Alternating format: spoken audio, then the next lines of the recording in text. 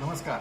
मी doctor Sadanand दुसारी Akola येथे nephrology practice करतो आणि आज आपण वर्ल्ड किडनी डे साजरा करतो आहे. याचे कारण की आपल्याला हे जनजागरण करायचं आहे की आपल्या किडन्या किती महत्त्वाच्या आहेत आणि त्याची काळजी कशी घ्यायला पाहिजे. आज सर्वांनाच माहिती आहे की घरोघरी आजार जातात आहे, प्रत्येक घरी रुग्ण सापडतात आहे.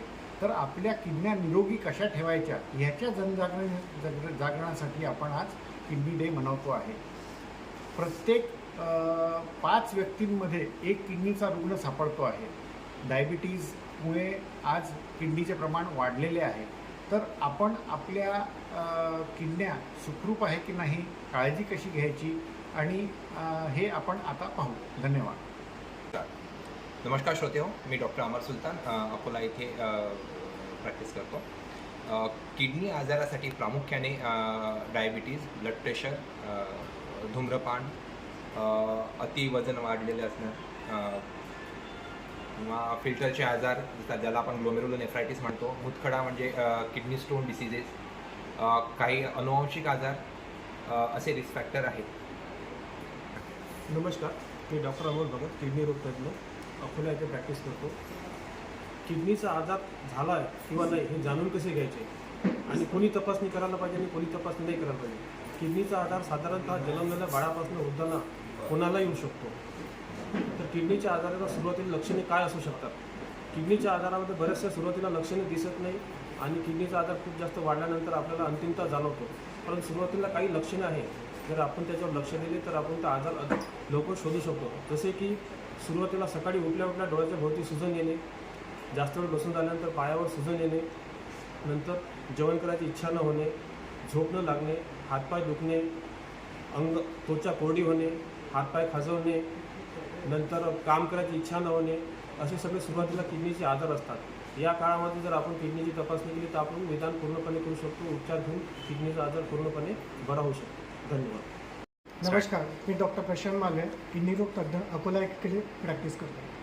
तर जे काही पेशंट ज्यांना डायबिटीज, हायपरटेन्शन किंवा घराला कुणाही किडनीचा आजार असेल किंवा प्रेग्नन्सी, यांनी वेळोवेळी किडनीची तपासणी केली पाहिजे. त्याच्यामध्ये प्रामुख्याने सिरम क्रिएटिनिन, युरिनमध्ये किती प्रोटीन निघते म्हणजे urine albumin to creatinine ratio, आणि गरज पडली तर सोनोग्राफी हे टेस्ट करावी लागते. पुढच्या डायग्नोसिससाठी किंवा पुढच्या काय बिमारी आहे किडनीच्या आतमध्ये त्याच्यासाठी किडनीची बायोप्सीची पण गरज पडू शकते. जर आपण हे वेळोवेळी तपासणी केली तर आपल्याला हे किडनीचे आजार लवकर माहीत पडतील आणि आपण लवकरात लवकर त्याचं ट्रीटमेंट सुरू करू शकतो. धन्यवाद. नमस्ते, मैं doctor Faizan Ansari.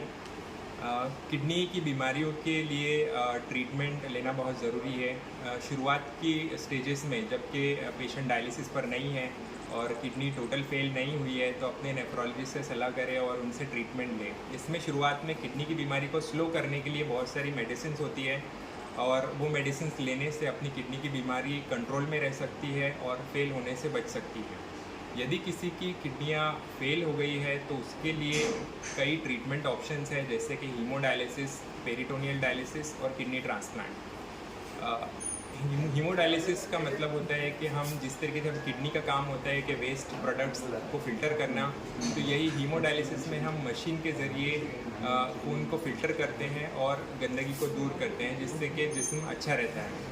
Peritoneal dialysis एक दूसरे तरीके का डायलिसिस है जिसके अंदर के एक ट्यूब पेट में लगाई जाती है और कुछ फ्लूइड्स उसके अंदर पेट के अंदर डाले जाते हैं और जो ब्लड को फिल्टर कर सकता है। और तीसरा एक जो बहुत इम्पॉर्टेंट है वो है किडनी ट्रांसप्लांट। किडनी ट्रांसप्लांट एक डेफिनेटिव ट्रीटमेंट है किडनी फेलियर का, जिससे कि जिसम पूरी इंसान एक अच्छी ज़िंदगी गुजार सकता है।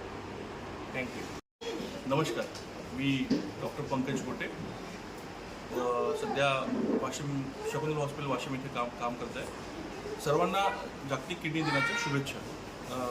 किडनी निकामी झाल्यानंतर रुग्णाला 2 पर्याय असतात. एक म्हणजे डायलिसिस, जे खूप लोकांना माहिती आहे. दुसरं म्हणजे किडनी ट्रान्सप्लांट, किडनी प्रत्यारोपण त्याला आपण असं म्हणतो. किडनी प्रत्यारोपण 2 प्रकारचे असतात. एक तर आपण आपल्या नातेवाईकांकडून किडनी घेऊ शकतो किंवा मग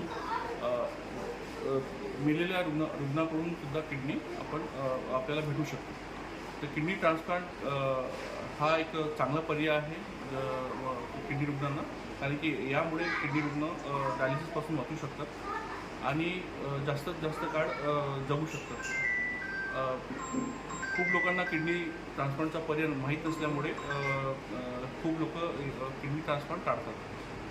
पण आजकाल गव्हर्नमेंटच्या स्कीमसुद्धा आलेल्या आहेत, त्याच्यातून आपण किडनी ट्रान्सप्लांट करू शकतो, जेणेकरून किडनी ट्रान्सप्लांटचा कमीत कमी खर्च आपल्याला लागू शकतो.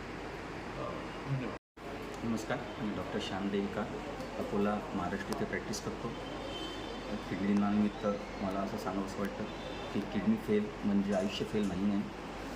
अनेक प्रकारच्या उपचार पद्धती उपलब्ध असल्यामुळे पेशंट एक चांगलं आयुष्य जगू शकतो. त्यामुळे पेशंटला चिंता करण्याची किंवा आयुष्य संपलं असा विचार करण्याची कुठलीही गरज नाही आहे.